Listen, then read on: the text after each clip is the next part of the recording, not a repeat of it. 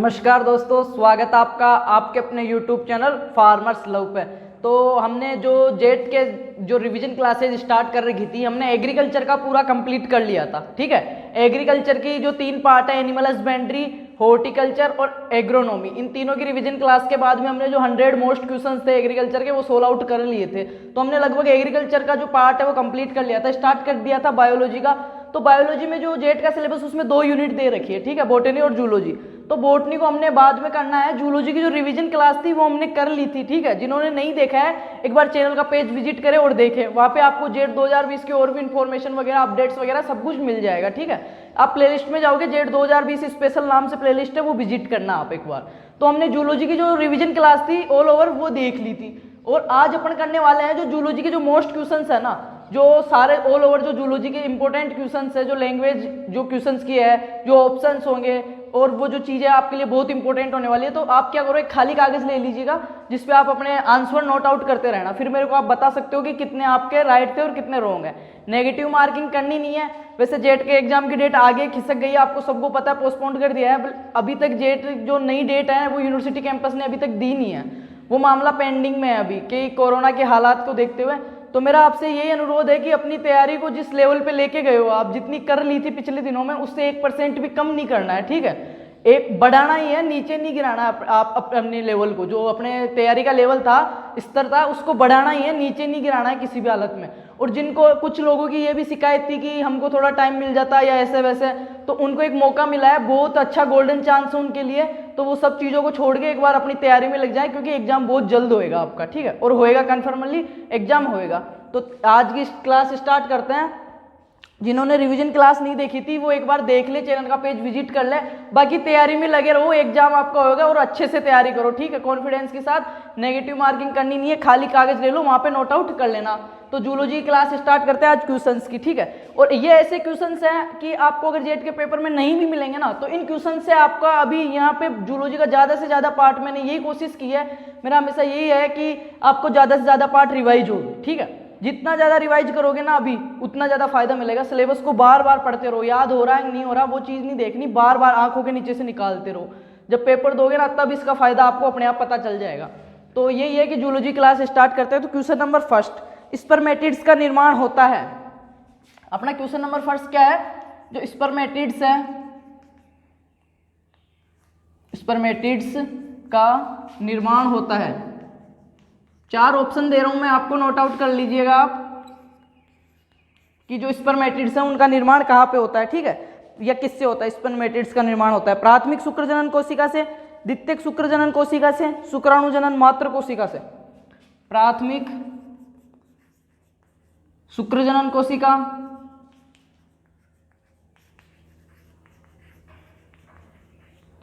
द्वितीयक शुक्रजनन कोशिका, ठीक है, प्राथमिक शुक्रजनन कोशिका, द्वितीयक शुक्रजनन कोशिका और शुक्राणुजनन मात्र कोशिका। शुक्राणुजनन मात्र कोशिका। और फोर्थ जो अपना है वो है नन ऑफ दीज। ठीक है, और हमने ये बायोलॉजी की क्लासेज होने के बाद में अपन बॉटनी का देखेंगे, पहले रिवीजन क्लासेज और फिर जो मोस्ट क्वेश्चंस है वो। ठीक है, उसके बाद में केमिस्ट्री का स्टार्ट करेंगे। तो अभी तक अगर आपने वो क्लासेज नहीं देखी है तो आप देखें और चैनल के पेज को सब्सक्राइब करें, क्योंकि अगर जेट की कोई भी लेटेस्ट न्यूज या अपडेट होगी, इन्फॉर्मेशन होगी एग्जाम डेट को लेके या किसी भी प्रकार की, तो सबसे पहले मैं आपको अपडेट कर दूंगा। तो अभी तक चैनल को सब्सक्राइब नहीं किया तो सब्सक्राइब कर देना, और क्लास को, इस क्लास को भी और क्लासेज भी फुल शेयर करना, जितने भी आपके भाई जो क्लासमेट्स हैं, फ्रेंड्स हैं, सबके साथ शेयर करना, इतना सा काम करना है आपको। ठीक है, तो ये क्वेश्चन का आंसर लगा लिया होगा, आई होप आप सबने कि स्पर्मेटिड्स का निर्माण होता है प्राथमिक शुक्रजनन कोशिका से, द्वितीयक शुक्रजनन कोशिका से, शुक्राणुजनन मात्र कोशिका से, और इनमें से कोई नहीं। ठीक है, तो आपने आंसर लगा लिया होगा। इसमें जो राइट ऑप्शन है वो है बी, सेकंड, द्वितीयक शुक्रजनन कोशिका से स्पर्मेटिड्स का निर्माण होता है। जो द्वितीयक शुक्रजनन कोशिका उससे स्पर्मेटिड्स का निर्माण होता है। और जो स्पर्मेटिड्स से, इनसे शुक्राणु बनता है ना, स्पर्मेटिड्स से शुक्राणु बनने की जो क्रिया है उसको बोलते हैं स्पर्मियोजेनेसिस। ठीक है, स्पर्मेटिड्स से शुक्राणु बनने की क्रिया को क्या बोलते हैं, स्पर्मियोजेनेसिस बोलते हैं। ठीक है, नेक्स्ट चीज देखते हैं, शुक्राणु का निर्माण, शुक्राणु का एक्रोसोम बना होता है। क्वेश्चन नंबर 2, फर्स्ट में बी ऑप्शन राइट है। ठीक है, द्वितीयक शुक्रजनन कोशिका से स्पर्मेटिड्स का निर्माण होता है। और स्पर्मेटिड से शुक्राणु बनने की जो क्रिया है वो स्पर्मियोजेनेसिस कहलाती है। नेक्स्ट क्वेश्चन सेकंड, कि शुक्राणु का एक्रोसोम बना होता है, जो स्पर्म है शुक्राणु का एक्रोसोम, शुक्राणु का एक्रोसोम किसका बना हुआ होता है? तो ऑप्शन लिखो आप, शांति से सोच के फिर आंसर देना है, नेगेटिव मार्किंग नहीं करनी है और मेरे को बताओगे आप कितने राइट है। शुक्राणु का एक्रोसोम किससे बना होता है? राइबोसोम से, ईआर से, गोल्जी इकाई से, केंद्रिका से। राइबोसोम, ईआर जो अंतःप्रदेवी जालिका है आपके एंटी जो रेटिकुलम है उससे, या फिर गोल्जी इकाई से, गोल्जी बॉडी, या फिर केंद्रिका। चार ऑप्शन दिए हैं मैंने कि जो शुक्राणु का जो एक्रोसोम है वो किसका बना होता है। चारों ऑप्शन को ध्यान से देखोगे। आप क्या करते हो एग्जाम में, ध्यान से पूरे ऑप्शंस को देखते नहीं हो, हिंदी इंग्लिश में पेपर को पढ़ना है, जो क्वेश्चन नहीं आ रहा उसको, और चार ऑप्शन देखने हैं, ठीक से पढ़ना है, आराम से पेपर दोगे आप, ठीक है। और तैयारी को नीचे नहीं गिरने देना है, ऊपर ही ले जाना है। तो देखते हैं सेकंड क्वेश्चन कि शुक्राणु का एक्रोसोम किससे बना होता है? राइबोसोम का, ईआर से, गोल्जी इकाई से और केंद्रिका से। तो आई होप आपने आपका राइट आंसर क्लिक कर लिया होगा कि शुक्राणु का एक्रोसोम बना होता है। तो इसमें 3 नंबर का जो है सी वो राइट ऑप्शन है, गोल्जी इकाई से। जो अपना गोल्जी बॉडी होता है उससे शुक्राणु का एक्रोसोम बना होता है। और जो गोल्जी इकाई उसकी खोज किसने की थी? Camillo Golgi. जो कैमिलो गोल्जी वैज्ञानिक थे उन्होंने उल्लू की तंत्रिका कोशिका में, ठीक है, न्यूरॉन जो सेल होती है उल्लू की, उसके अंदर गोल्जी इकाई की खोज की थी कैमिलो गोल्जी ने। और गोल्जी इकाई से क्या बनता है? शुक्राणु का एक्रोसोम। और गोल्जी इकाई में होता क्या है, एक्रोसोम में क्या होता है? जल अपघटनीय एंजाइम होते हैं। जैसे ही शुक्राणु अंडाणु के संपर्क में आता है, अंडाणु को टच करता है, तो उसकी जो जोना पेलिसुडा है, उसकी जो ऊपरी परत है, उसको गलाने के लिए यूज में होते हैं। तो इसमें क्या पता है? जल अपघटनीय एंजाइम पाए जाते हैं एक्रोसोम में, ठीक है। और जो शुक्राणु का एक्रोसोम है गोल्जी इकाई से बना होता है। गोल्जी इकाई की खोज कैमिलो गोल्जी ने की थी उल्लू की तंत्रिका कोशिका में। नेक्स्ट थर्ड नंबर क्वेश्चन देखते हैं। क्लास को शेयर करना आप और मेरे को कमेंट्स करके बताना कितने क्वेश्चन राइट है, आपको क्लास कैसी लगी, आपको कितना फायदा हुआ है कि नहीं हुआ है, आगे कौन सी क्लास बनानी है, आपको कौन से टॉपिक में प्रॉब्लम है, सारा आप फीडबैक दोगे तब मेरे को पता चलेगा। अगर किसी एक स्टूडेंट को पर्सनली किसी टॉपिक में भी प्रॉब्लम है ना तो वो मेरे को बताए, ठीक है। मैं उनके लिए भी जितना होगा ट्राई, एक बंदे के लिए भी मैं क्लास प्रोवाइड कराने की कोशिश करूंगा, ठीक है। पर बताओगे तो आप ही ना कि मेरे को ये दिक्कत है। क्वेश्चन नंबर थर्ड, शुक्राणु को पोषण प्रदान करती है। शुक्राणु को पोषण प्रदान करती है, शुक्राणु को पोषण प्रदान करती है। ऑप्शंस देख लेना आप, 4 ऑप्शन दे रहा हूं मैं आपको कि शुक्राणु को पोषण कौन प्रदान करता है, ठीक है। सर्टोली कोशिकाएं, पोषण कोशिकाएं, सर्टोली कोशिकाएं जिनको सर्टोली सेल्स बोलते हैं, सर्टोली कोशिकाएं, पोषण कोशिकाएं, सर्टोली कोशिकाएं, पोषण कोशिकाएं, और ए व बी दोनों, और जो फोर्थ है वो है नन ऑफ दीज। तो प्रश्न को 2 बार पढ़ लेना कि शुक्राणु को पोषण कौन प्रदान करता है, सर्टोली कोशिकाएं, पोषण कोशिकाएं, ए व बी दोनों और नन ऑफ दीज। तो इसका जो राइट ऑप्शन आई है वो आपने क्लिक कर लिया होगा, सी है, ए व बी दोनों। जो सर्टोली कोशिकाएं और पोषण कोशिकाएं हैं वो दोनों ही शुक्राणु को पोषण प्रदान करने में हेल्प करती है। एक शब्द कि जो शुक्राणु जो शब्द है वो किसने दिया था, कौन से वैज्ञानिक ने दिया था, ठीक है। कुछ एक्स्ट्रा चीजें जो मेरे को याद आ रही है वो बता दो। तो शुक्राणु जो शब्द है ना वो वॉन बेयर ने दिया था, वॉन बेयर।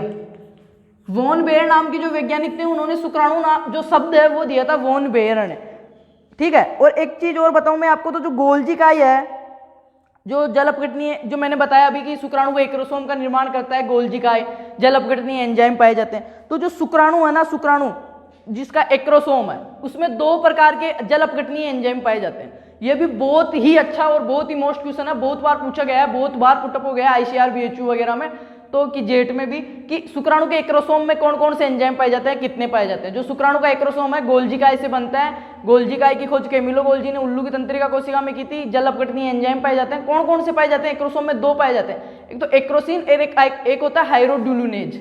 ये 2 एंजाइम पाए जाते हैं जो क्या करते हैं, अंडाणु की जो सतह है, ऊपरी कवर है, जो जोना पेलिसुडा है, उसको गलाने का काम करते हैं निषेचन की क्रिया के दौरान। नेक्स्ट थर्ड नंबर का क्वेश्चन हमने देख लिया कि शुक्राणु को पोषण कौन प्रदान करता है, सर्टोली कोशिकाएं और पोषण कोशिकाएं। शुक्राणु को जो पोषण प्रदान करती है सर्टोली और पोषण दोनों कोशिकाएं। और शुक्राणु को जो ऊर्जा है ऊर्जा कौन देता है गति के लिए, मूवमेंट के लिए शुक्राणु को जो एनर्जी है वो कौन देता है, माइटोकॉन्ड्रिया। ठीक है, माइटोकॉन्ड्रिया की खोज की थी सी बेंडा ने। ठीक है, माइटोकॉन्ड्रिया क्या करता है, शुक्राणु को एनर्जी देता है, किसके लिए, मूवमेंट्स के लिए, गति के लिए, चलन के लिए। और शुक्राणु गति किसकी सहायता से करता है, जो पीछे पूंछ भाग होता है, मध्य भाग के पीछे वाला जो भाग होता है, पूंछ भाग जो अक्षीय तंतुओं का बना होता है, उसके कारण ही शुक्राणु उसकी मदद से ही गति करता है। नेक्स्ट क्वेश्चन देखते हैं, फोर्थ क्वेश्चन, कि शुक्राणु द्वारा छोड़ा गया रसायन पदार्थ है। फोर्थ जो अपना क्वेश्चन है, फोर्थ नंबर, शुक्राणु द्वारा छोड़ा गया रसायन पदार्थ कौन सा है। ठीक है, जब निषेचन की क्रिया होती है तो शुक्राणु के द्वारा कौन सा जो केमिकल है उसका सेलेक्शन किया जाता है, स्त्रावण किया जाता है। 4 ऑप्शन दे रहा हूं मैं आपको, ध्यान से देखोगे। शुक्राणु द्वारा छोड़ा गया रसायन पदार्थ, फर्टिलाइजिन, एंटी फर्टिलाइजिन,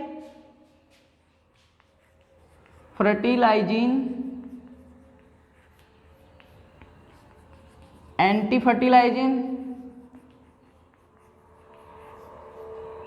ए व बी दोनों, और नन ऑफ दीज।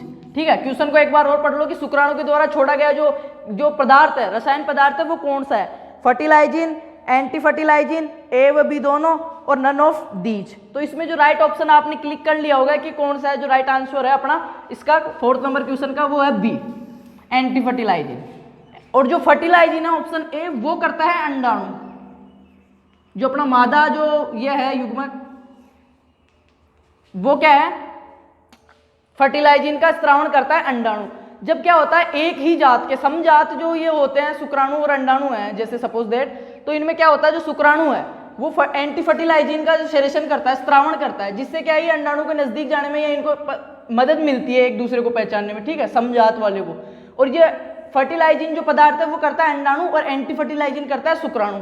जो नर युग्मक शुक्राणु है एंटी फर्टिलाइजिन करता है, और जो मादा युग्मक अंडाणु है वो फर्टिलाइजिन का करता है। बहुत ही इंपॉर्टेंट चीज है, याद रखना, कंफ्यूजन नहीं होना है। एंटी फर्टिलाइजिन शुक्राणु, फर्टिलाइजिन अंडाणु। ये क्या करता है, जो फर्टिलाइजिन और एंटी फर्टिलाइजिन है ना, वो एक दूसरे के मतलब ग्राहक की बात काम करते हैं। ठीक है, ग्राहक की बात काम करते हैं। नेक्स्ट चीज देखते हैं, फिफ्थ नंबर क्वेश्चन, कि अंडाणु में संचित पीतक का संश्लेषण निम्न में से किसमें होता है। बहुत ही अच्छा और इंपॉर्टेंट क्वेश्चन है कि जो अंडाणु में जो पीतक होता है ना, योक जिसको बोलते हो, जर्दी योक, जो अंडाणु के अंदर जो पीतक होता है उसका संश्लेषण जो होता है वो कहाँ पे होता है। ठीक है, अंडाणु में संचित पीतक का संश्लेषण कहाँ पे होता है। क्वेश्चन नंबर 5 की जो अंडाणु में संश्लेषित योक जिसको बोल सकते हो पीतक, उसका संश्लेषण कहाँ पे होता है, संश्लेषण कहाँ पे होता है। तो मैं आपको क्वेश्चन को समझो कि जो अंडाणु के अंदर जो पीतक है या योक है, जर्दी है, जो उसको एनर्जी देता है, वो बन कहाँ पे रहे, उसका संश्लेषण कहाँ पे हो रहा है। तो मैं आपको 4 ऑप्शन दे रहा हूं, ध्यान से देखोगे। ठीक है, क्वेश्चन नंबर 5 है अपना, आमाशय में, यकृत में, योनि में और फेलोपियन ट्यूब में। आमाशय में, यकृत में, योनि में और फेलोपियन ट्यूब में।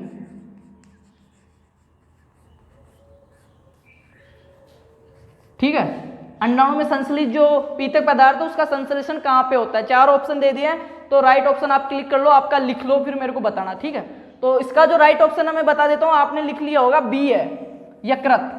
जो अंडाणु के अंदर जो संश्लेषित पदार्थ है जो पीतक, उसका संश्लेषण यकृत के अंदर होता है। बहुत ही ज्यादा इंपॉर्टेंट और मोस्ट क्वेश्चन है ये। ठीक है, आपको आना ही चाहिए, ये नोट आउट कर सकते हो आप। नेक्स्ट देखते हैं क्वेश्चन नंबर 6।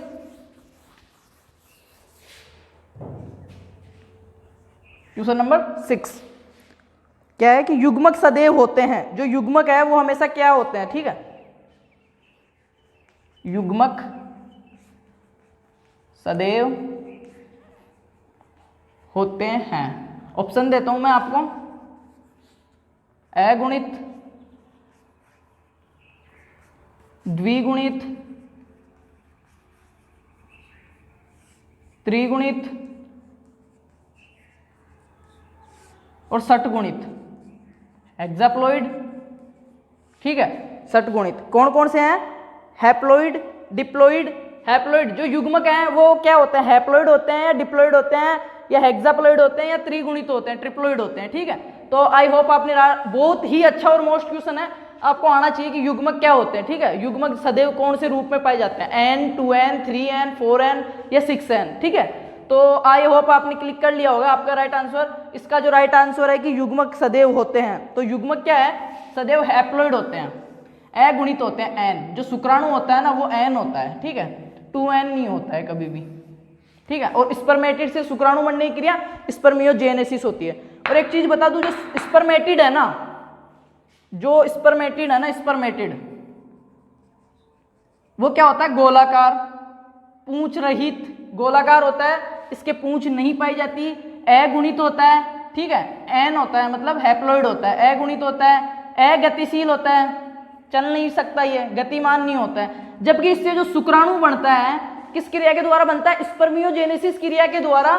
जब एक स्पर्मेटिड्स के क्या कैरेक्टर्स हैं कि ये अगुणित होता है, गोलाकार होता है, अगतिशील होता है, अयुग्मित होता है। ठीक है, पर पूंछ युक्त नहीं होता है, पूंछ विहीन होता है, बिना पूंछ के होता है। और जब इससे शुक्राणु बनता है उस क्रिया को क्या बोलते हैं, स्पर्मियोजेनेसिस। बट जो शुक्राणु बनता है वो क्या बनता है, 3 भाग बनते हैं शुक्राणु में। ठीक है, 3 भागों के द्वारा शुक्राणु बनता है, मध्य भाग, सिर भाग और पूंछ भाग। पर जो शुक्राणु नरयुग्मक शुक्राणु बन रहा है स्पर्मेटिड से, उस क्रिया को स्पर्मियोजेनेसिस बोलते हैं। और जो शुक्राणु है ना वो अगुणित, गतिशील, पूंछयुक्त नरयुग्मक होता है। ठीक है, इसके पूंछ नहीं थी, इसके पूंछ होती, ये अयुग्मित था, ये भी अयुग्मित, ये अगतिशील था। बट जो शुक्राणु है ना वो गतिशील होता है, और गति के लिए उसको ऊर्जा जो मिलती है वो माइटोकॉन्ड्रिया देता है। और गति करने के लिए हेल्प जो करता है वो कौन करता है, जो पूंछ भाग है, फ्लैजिला, वो करता है। तो ये क्वेश्चन हो गया कि युग्मक सदैव होते हैं। 6 नंबर का अपना क्वेश्चन था, हैप्लॉइड होते हैं, अगुणित होते हैं। ठीक है, एन होते हैं। नेक्स्ट देखते हैं 7th नंबर अपना क्वेश्चन क्या है। एक क्वेश्चन मैं आपको पूछता हूं, देता हूं, आप मेरे को कमेंट करके बताओगे। जो अनिषेक जनन है उसकी खोज किसने की थी। ठीक है, जो अपना अनिषेक जनन है उसकी खोज किसने की थी, कमेंट्स में मेरे को आंसर दोगे। ठीक है, ये आपके लिए है एक क्वेश्चन। नेक्स्ट क्वेश्चन देखते हैं 7वां, कि वृषण की क्रियात्मक एवं संरचनात्मक इकाई है। बहुत ही इंपॉर्टेंट क्वेश्चन है। जो वृषण है, स्क्रोटम है, उसकी जो क्रियात्मक और संरचनात्मक, फंक्शनल एंड स्ट्रक्चरल जो वो है, यूनिट है, इकाई है, वो क्या है। क्वेश्चन नंबर 7, वृषण की संरचनात्मक व क्रियात्मक इकाई, फंक्शनल एंड जो स्ट्रक्चरल जो यूनिट है वो क्या है वृषण की। ऑप्शन दे रहा हूं मैं आपको 4। ठीक है, राइट आंसर क्लिक कर लेना आप। वक्र नलिकाएं, शुक्रजनन नलिकाएं, वक्र नलिकाएं, शुक्रजनन नलिकाएं, वक्र नलिकाएं, शुक्रजनन नलिकाएं। ऑप्शन जो 3rd है वो क्या है, एपिडर्मिस और मुलेरियन नलिकाएं। एपिडर्मिस और मुलेरियन नलिकाएं। बहुत ही अच्छा और मोस्ट क्वेश्चन है कि जो वृषण है उसकी संरचनात्मक और क्रियात्मक इकाई क्या है। ठीक है, तो आई होप आपने राइट आंसर क्लिक कर लिया होगा। इसका जो राइट आंसर है मैं बता देता हूं, ऑप्शन बी है, शुक्रजनन नलिकाएं। ठीक है, शुक्रजनन नलिकाएं, जिसको इंग्लिश में सोमनीफेरम ट्यूबल्स बोलते हैं, जो वृषण की क्या है, स्ट्रक्चरल एंड फंक्शनल यूनिट है। कौन, सोमनीफेरम ट्यूबल्स, शुक्रजनन नलिकाएं। बहुत ही इंपॉर्टेंट क्वेश्चन है, आपका सही होगा आई होप। नेक्स्ट देखते हैं क्वेश्चन नंबर 9। आप बता दिया करो मेरे को कमेंट करके कि हाँ हमें ये प्रॉब्लम है, ये या क्लास प्रोवाइड करवा दो, जो भी है मेरे से जितना हो पाएगा, मेरे भाइयों को जो भी है, किसान भाइयों के, मैं आपको पूरा सब जितना मेरे को टाइम मिलेगा या जितना मैं कर सकता हूँ आपके लिए उतना 24 आवर्स में आपको 100% देने की कोशिश करूंगा। पर बताओ तो आप ही ना कि मेरे को ये दिक्कत है या मेरे को ये चीज़ चाहिए। ठीक है, जितना मेरे से हो पाएगा उतना मैं करूंगा। क्वेश्चन नंबर 8 देखते हैं कि वृषण कोश में उदर गुहा की तुलना में कितना ताप की कमी होती है। जो स्क्रोटम है, वृषण कोश है, वृषण कोश क्या है क्वेश्चन, कि वृषण कोश में उदर गुहा की तुलना में, वृषण कोश में जो बॉडी अपनी कैविटी है, वृषण कोश में उदर गुहा की तुलना में जो टेम्परेचर है वो कितना कम होता है। ठीक है, कितना % कम होता है, कितना डिग्री कम होता है। तो ऑप्शन दे देता हूं मैं आपको, सॉरी। वृषण कोश में उदर गुहा की तुलना में कितने डिग्री ताप की कमी होती है। 5 degree Celsius, 4 degree Celsius, 3 degree Celsius और 2 से 2.5 डिग्री सेल्सियस, ठीक है, 2 से 2.5 कि वृषण कोश जो स्क्रोटम है, जो उदर गुहा की बॉडी कैविटी के बाहर स्थित होता है, उसका तापमान बॉडी से, जो बॉडी कैविटी है, उदर गुहा है, उससे कितना कम होता है, ये चीज है। तो आई होप आपने राइट आंसर क्लिक कर लिया होगा, बहुत बार पढ़ा भी होगा 8th क्लास से, बहुत अच्छा क्वेश्चन है जूलॉजी का।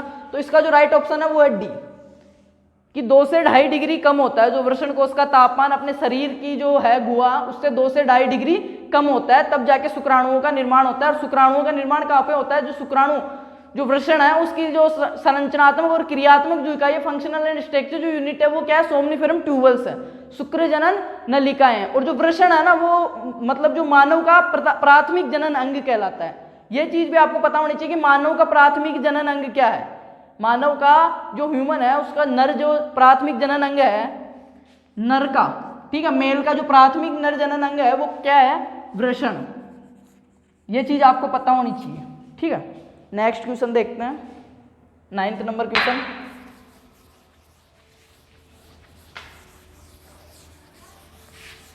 क्वेश्चन नंबर 9th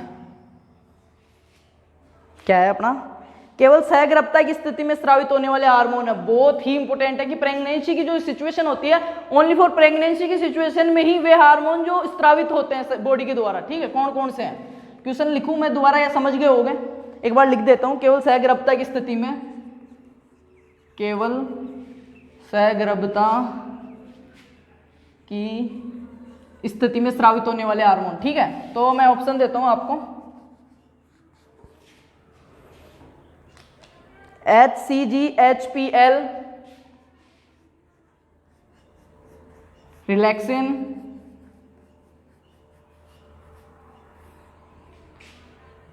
और सभी। तो कौन सा हार्मोन है जो केवल प्रेगनेंसी की ही सिचुएशन में स्रावित होता है, ऐसे नहीं होता है। केवल प्रेगनेंसी या केवल सहगर्भता की स्थिति में स्रावित होते हैं बॉडी से, वो कौन से हार्मोन है। बहुत ही इंपॉर्टेंट क्वेश्चन है ये आपका। तो राइट आंसर आपने क्लिक कर लिया होगा, सबने पढ़ा होगा ये चीजें, निषेचन वगैरह में जब आती है वहां पे सारी चीज पढ़ते हैं, प्राइग्नेंट जो ये है, सहगर्भता है, सहगर्भता के लक्षण है, ठीक है, ये सारी चीजें वहां पे अच्छे से पढ़ाई होगी आपको। अभी इतना टाइम बचा नहीं, बाकी जूलॉजी की मैं क्लासेस ले सकता था, देखेंगे अभी एग्जाम डेट और आगे हो जाती है तो केमिस्ट्री की क्लासेस बहुत अच्छे से लेने वाले हैं अपन, ठीक है। तो ज्यादा से ज्यादा शेयर करना। बाकी इसका 9th नंबर का आंसर बताओ, आपकी केवल सहगर्भता की स्थिति में स्रावित होने वाले हार्मोन कौन से हैं। मैं बता देता हूँ, ये सभी हैं, डी ऑप्शन राइट रहेगा, कि जो ह्यूमन कोरोनिक जो है, HCG, HPL, रिलैक्सिन, ये तीनों ही हार्मोन ऐसे हार्मोन है जो केवल प्रेगनेंसी की ही कंडीशन में सेक्रेशन होता है, इनका स्रावित होते हैं। क्वेश्चन नंबर 10 देखते हैं कि रक्त है, जो ब्लड है वो क्या है। बहुत कम लोगों को पता होता है कि रक्त क्या है। रक्त है, ऑप्शन नहीं देता हूं, डायरेक्ट मैं आंसर बता देता हूं आपको, ठीक है, जल्दी सी क्लास हो जाएगी अपनी। रक्त क्या है, रक्त एक तरल संयोजी उत्तक है, तरल संयोजी उत्तक। रक्त क्या है, ब्लड क्या है, एक तरल संयोजी उत्तक है। क्वेश्चन नंबर 10 अपना देखते हैं 11। क्वेश्चन नंबर 11, WBC का निर्माण कहां पे होता है। बहुत ही इंपॉर्टेंट क्वेश्चन है कि WBC का निर्माण कहां होता है। ऑप्शन दूंगा इसमें मैं आपको। क्वेश्चन नंबर 11, WBC जो श्वेत रक्त कणिकाएं हैं अपनी, उनका निर्माण कहां पे होता है, ठीक है। WBC का निर्माण कहां होता है, तो ऑप्शन लिखो आप, WBC का निर्माण होता है प्लीहा में, लसिका उत्तक में, प्लीहा, लसिका उत्तक, अस्थि मज्जा जिसको बोलते हैं बोन मेरो,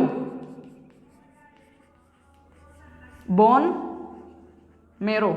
और जो फोर्थ अपना ऑप्शन रहेगा इसमें वो रहेगा नन ऑफ दीज। तीन में से बता दो आप तो कि जो WBC है, श्वेत रक्त कणिकाएं, वाइट जो अपनी श्वेत रक्त कणिकाएं हैं WBC, उसका निर्माण कहाँ पे होता है, प्लिया में होता है या लसिका उत्तक में होता है या जो अस्थि मज्जा है बोन मेरो उसमें होता है। बहुत अच्छा क्वेश्चन है। तो राइट आंसर आपने क्लिक कर लिया होगा। मैं बता देता हूँ बी जो ऑप्शन है वो सही है। WBC का निर्माण अस्थि मज्जा में होता है, सॉरी लसिका उत्तक में होता है। जो WBC है उसका निर्माण लसिका उत्तक में होता है। और जो प्लीहा है ना, प्लीहा भी बहुत इंपॉर्टेंट चीज है। ये क्या है, जो RBC है ना अपनी लाल रक्त कणिकाएं हैं उसका कब्रिस्तान कहलाती है। जो RBC का जो खत्म होती है, RBC जहाँ पे इसका समाप्त हो जाती है वो प्लीहा में होती है, जाके प्लीहा में जाके RBC नष्ट हो जाती है। इसलिए जो RBC है ना उसका कब्रिस्तान किसको बोलते हैं? प्लीहा को बोलते हैं। जबकि WBC का निर्माण लस्सी का उत्तक में होता है। ये चीज आपको याद रखना है। और जो एक चीज बताऊं मैं आपको, यहीं पे क्लियर कर लेते हैं। जो RBC है ना, वो बनती तो है अस्थि मज्जों, जो अपना बोन मेरो है। RBC का निर्माण तो अस्थि मज्जा बोन मेरो में होता है, और RBC खत्म होती है वो कहाँ पे होती है? प्लीहा, जो क्या है? RBC का कब्रिस्तान कहलाता है। ये तो हो गई RBC के बनने के खत्म होने की बात करते हैं WBC के बनने की। तो WBC कहाँ पे बनती है? लस्सी का उत्तक में। ठीक है, लस्सी का उत्तक में बनती है WBC। नेक्स्ट क्वेश्चन देखते हैं 12 नंबर का, कि एक हीमोग्लोबिन अणु कितने ऑक्सीजन के अणुओं को अपने साथ जोड़ सकता है? बहुत ही इंपॉर्टेंट क्वेश्चन है कि एक Hb अणु होता है जो हीमोग्लोबिन अणु होता है एक। क्वेश्चन नंबर 12 कि एक हीमोग्लोबिन अणु कितने O2 के अणुओं को अपने साथ ऐड कर सकता है, जोड़ सकता है, या क्या? तो ऑप्शन लिखो आप, 6, 8, 4 और 2। एक हीमोग्लोबिन जो अणु है, जो रक्त का वर्णक है हीमोग्लोबिन अपने मनुष्य के रक्त का, तो एक हीमोग्लोबिन अणु कितने ऑक्सीजन के अणुओं का वहन करता है, या उनको ऐड करता है, या अपने साथ जोड़ सकता है? ठीक है, तो क्या रहेगा इसका जो राइट ऑप्शन? आपने क्लिक कर लिया होगा कि कौन सा है इसमें उत्तर। तो जो एक हीमोग्लोबिन का अणु है ना, वो सी राइट है। इसमें 4 ऑक्सीजन के अणुओं को अपने साथ जोड़ के परिवहन में, रक्त का जो ऑक्सीजन का परिवहन है, वो जब पढ़ोगे आप, या पढ़ा होगा आपने, वहां पे देखा होगा आपने कि एक हीमोग्लोबिन का अणु Hb अणु जो होता है वो 4 ऑक्सीजन के अणुओं को अपने साथ ऐड कर लेता है। नेक्स्ट, एनिलेडा शब्द किसने दिया था? ऑप्शन देता हूं मैं आपको। क्वेश्चन नंबर कौन सा है अपना? 13वां क्वेश्चन है। ठीक है, कि जो एनिलीडा शब्द है, एनिलीडा शब्द वो किसने दिया था? ऑप्शन दे रहा हूं मैं आपको। ठीक है, एनिलीडा शब्द दिया था वॉन बेयर ने, लेमार्क ने, डार्विन ने और फोंटाना ने। वॉन बेयर, लेमार्क, डार्विन या फिर फोंटाना।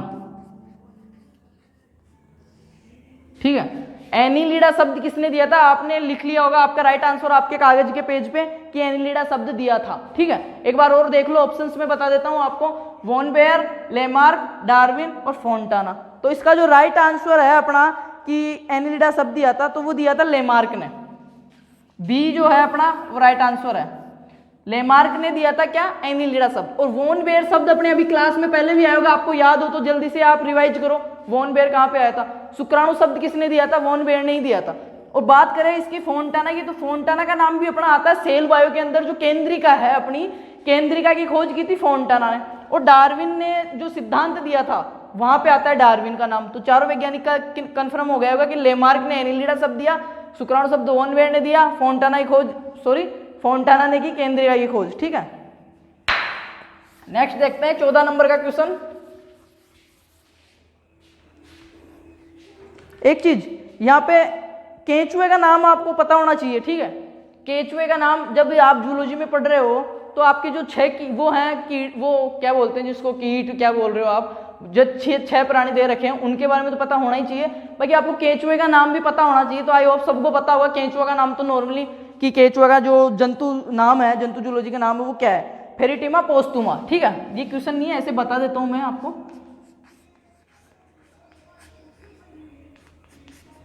फेरिटिमा पोस्टुमा, ये क्या है?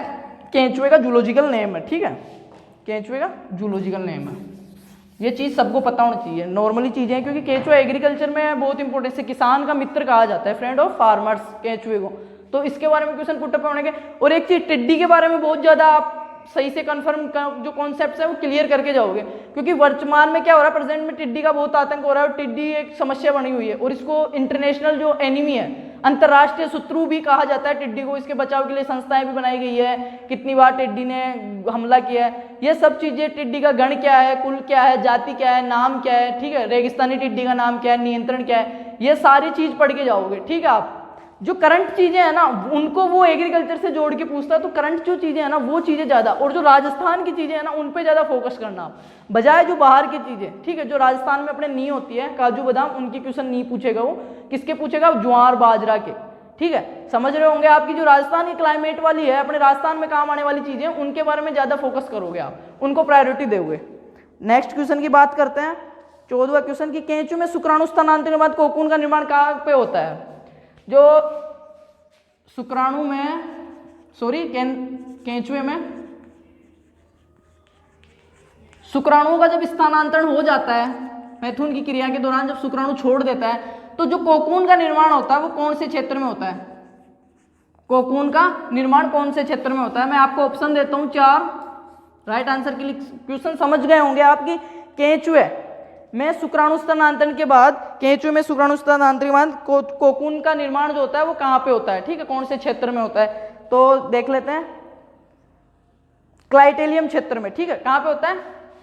सीधा ही कर लेते हैं,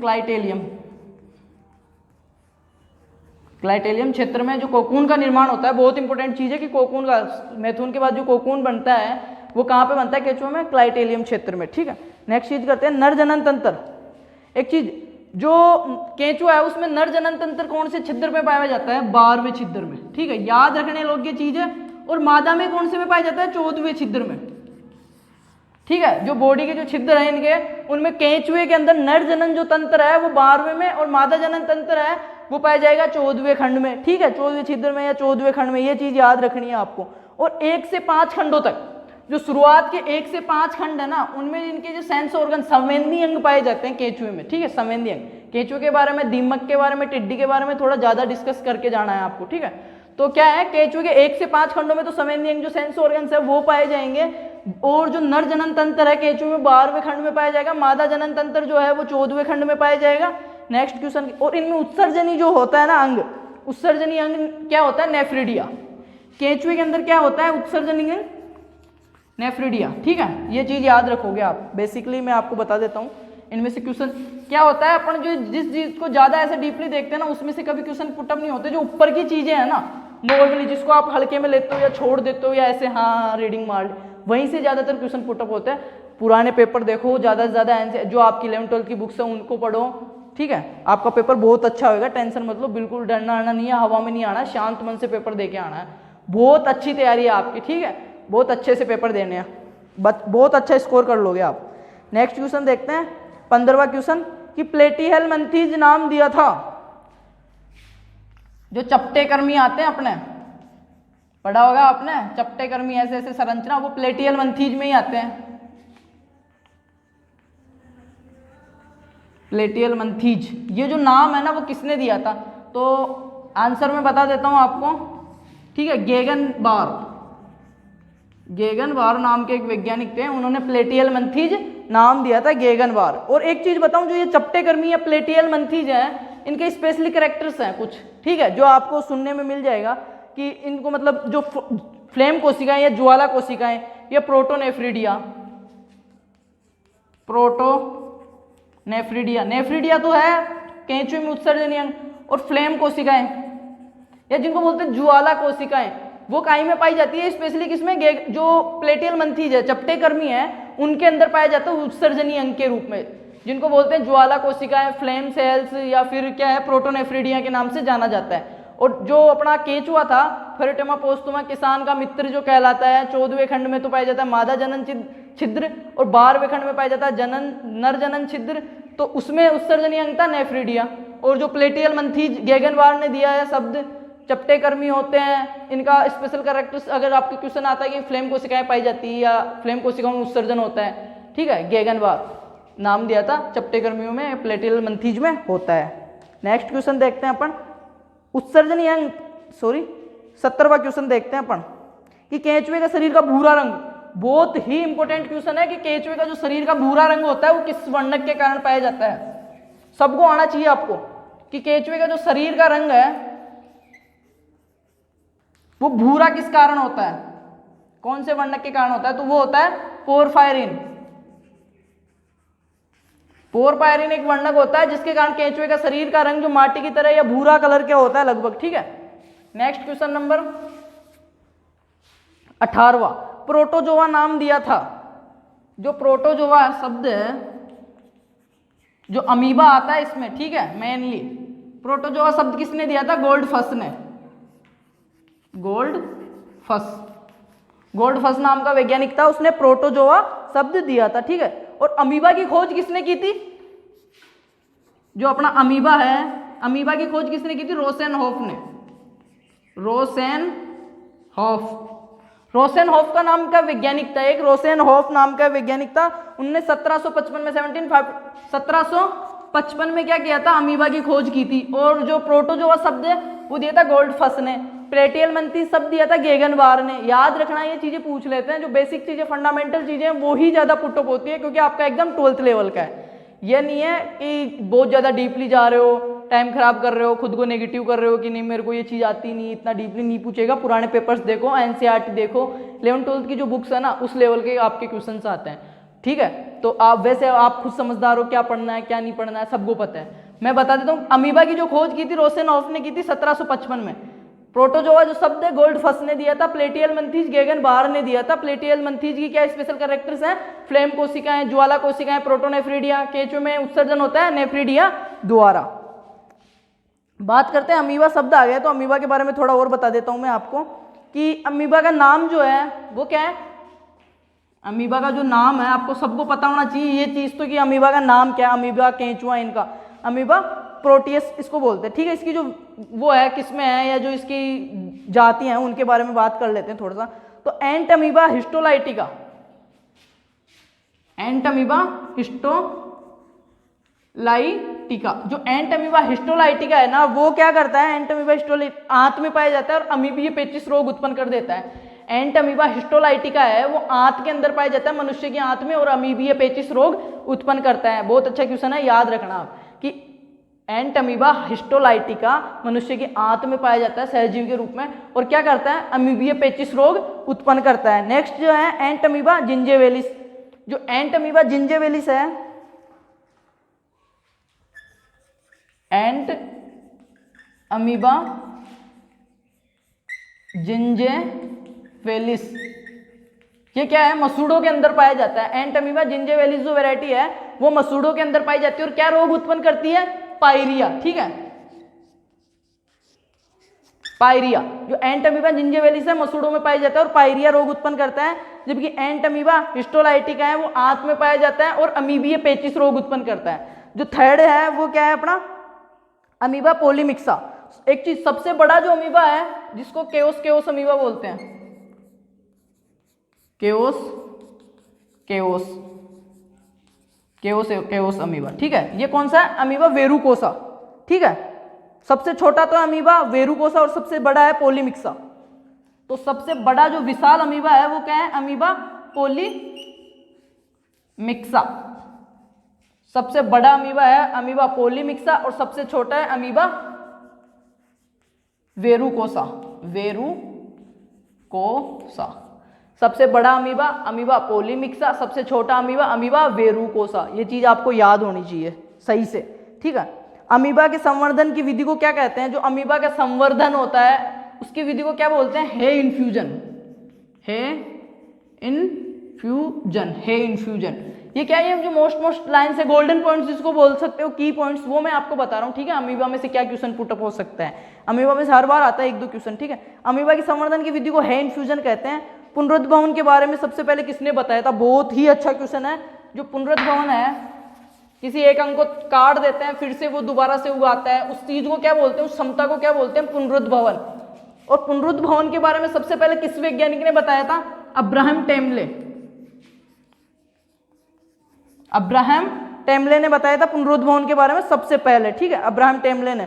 नेक्स्ट क्वेश्चन देखते हैं, अमीबा में सोल, एक चीज, अमीबा जब गति करता है तो उसमें 2 क्रियाएं बनती है, सोल और जेल, ठीक है। ये कॉन्सेप्ट आप सही से समझो, इसमें से भी बहुत ज्यादा चांसेस रहते हैं कि क्वेश्चन पुटअप होने के, ठीक है। तो अमीबा में सोल का जेल में परिवर्तन, ये जो सोल है ना ये जेल में बदल रहा है ना, तो उसको क्या बोलेंगे, जो सोल है ना, सोल वो जेल में परिवर्तन हो रहा है तो उसको बोलेंगे जेलेसन।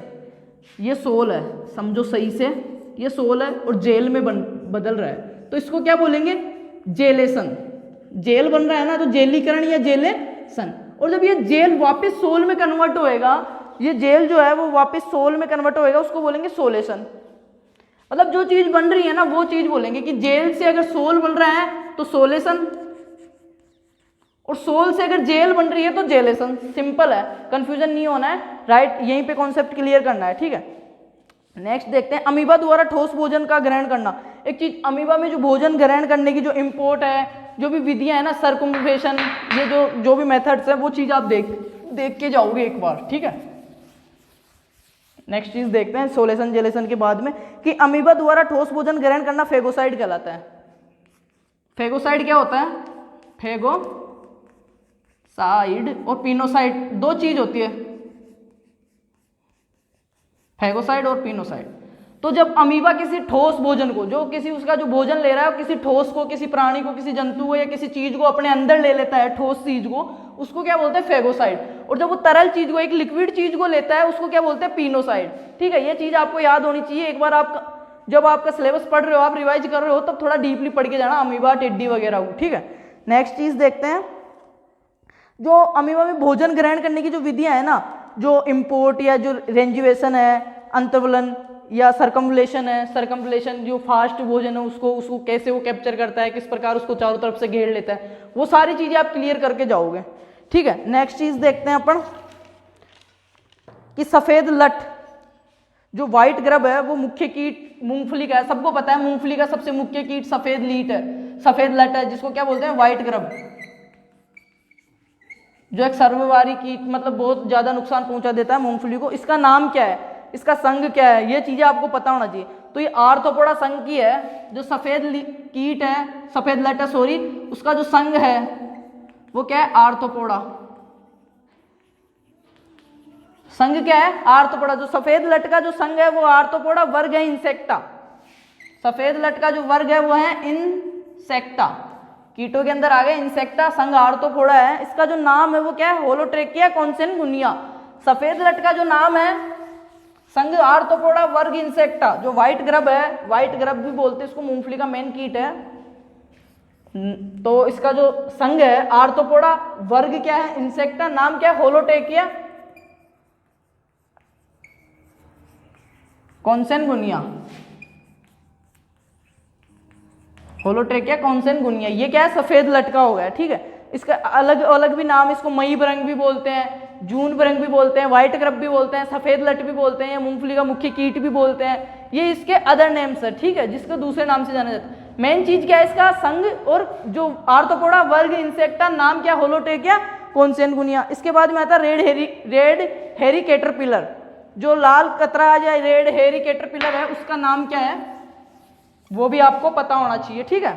रेड हेरी कैटरपिलर है एमसेक्टा मोराई, जिसको बोलते हैं कतरा, सर्वभक्षी पॉलीफेगस कीट है ये, पॉलीफेगस, ठीक है। कतरा, कातरा, जो रेड हेरी कैटरपिलर है उसका नाम क्या है? एमसेक्टा मोराई, एमसेक्टा मोराई, ठीक है, एमसेक्टा मोराई है। नेक्स्ट चीज देखते हैं, जो टिड्डी है। टिड्डी अभी क्या है ना, प्रेजेंट में इसका आतंक हो रहा है टिड्डी का। इसने बहुत जगह जो आक्रमण किए हैं, नुकसान किया है, भारी नुकसान किया, राजस्थान के भी और जगह भी, ठीक है। पाकिस्तान से आती है मेनली ये। तो जो टिड्डी है, रेगिस्तान, 3 प्रकार की होती है, 2 प्रकार की मेन अपने हैं, रेगिस्तानी और प्रवासी टिड्डी। तो जो रेगिस्तानी टिड्डी है, लोकस्टा बोलते हैं इसको अंग्रेजी में, लोकस्ट या लोकस्टा। तो जो रेगिस्तानी टिड्डी है, एक होती है प्रवासी टिड्डी, जो कभी कभी आती है यहाँ पे और फिर चली जाती है। एक होती है रेगिस्तानी टिड्डी। तो जो रेगिस्तानी टिड्डी है उसका नाम क्या है? सिस्टोसिरका गिरगेरिया। रेगिस्तानी टिड्डी का नाम क्या है? सिस्टोसिरका गिरगेरिया। और जो अपनी प्रवासी टिड्डी है उसका क्या है? लोकस्टा मृगोटोरिया, ठीक है, लोकस्टा माइकोगेटेरिया। तो ये क्या है? सर्वभक्षी पॉलीफेगस है, जो सिर्फ आंख, जामुन और धतूरा, आंख, जामुन, धतूरा, नीम को छोड़ के ऐसा कोई जो प्लांट नहीं है जिसको ये खाती नहीं है, सबको खाती है। पॉलीफेगस है, सर्वभक्षी कीट है, तबाही मचा देती है, बिल्कुल नुकसान कर देती है, ठीक है, सबसे ज्यादा नुकसान करती है। अंतर्राष्ट्रीय शत्रु के रूप में भी जाना जाता है इसको, इंटरनेशनल एनिमी के रूप में भी जाना जाता है। इसके लिए बहुत सी संस्थाएं बनाई गई है जो इसका कंट्रोल करती है, ठीक है। जो मतलब इसकी संस्थाओं के भी प्रकार है कि ये एसडीएम लेवल की है, जिला लेवल की है, या राज्य लेवल की है, केंद्र लेवल की है, वैसे है। तो वो चीजें आपको पढ़ोगे जब इसका कंट्रोल है, पेस्ट मैनेजमेंट है, सारी चीज आप पढ़ के जाना, ठीक है। इसमें से क्वेश्चन पुट अप होने के ज्यादा चांसेस है। बात करते हैं दीमक, जिसको बोलते हैं ओडेंटोटर्मिस अबेसस, जिसका जंतु वैज्ञानिक नाम क्या है? ओडेंटोटर्मिस अबेसस। और इसका जो संघ है वो आर्थ्रोपोडा ही है, पर इसका वर्ग जो है वो हेक्सोपोडा है, हेक्सोपोडा, वर्ग हेक्सोपोडा, संघ आर्थ्रोपोडा दीमक का। और नाम क्या है? ओडेंटोटर्मिस अबेसस, ओडेंटोटर्मिस अबेसस।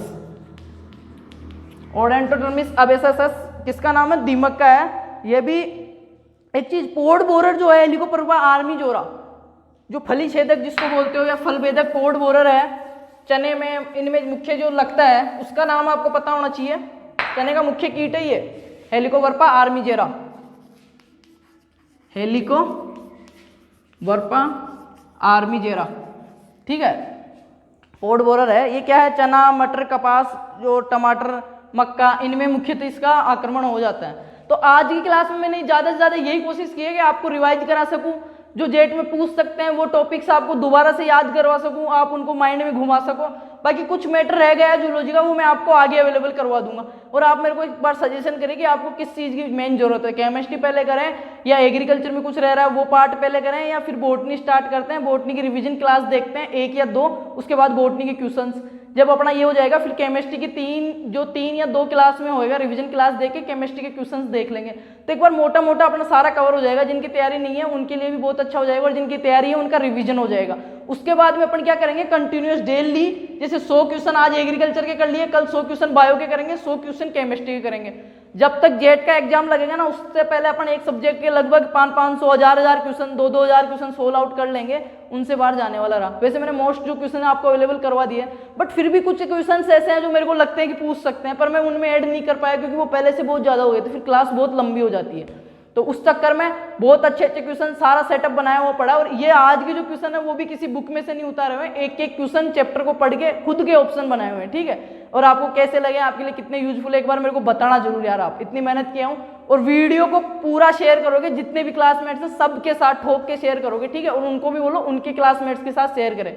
बाकी जेट की कोई अपडेट होगी सबसे पहले आपका भाई देगा आपको, और कोई दिक्कत है नहीं, कोई हो तो आप मेरे को बता सकते हो। नंबर मैंने दे रखे हैं, व्हाट्सएप मैसेज करो या कॉल करो, जो भी आपको अच्छा लगे। ये मेरे नंबर है 9460654892, जो आपके लिए 24 आवर्स चालू है, ठीक है। कभी भी किसी भी प्रकार की जो आपको लगे कि मैं हेल्प कर सकता हूं तो मेरे को बताएं, ठीक है। धन्यवाद।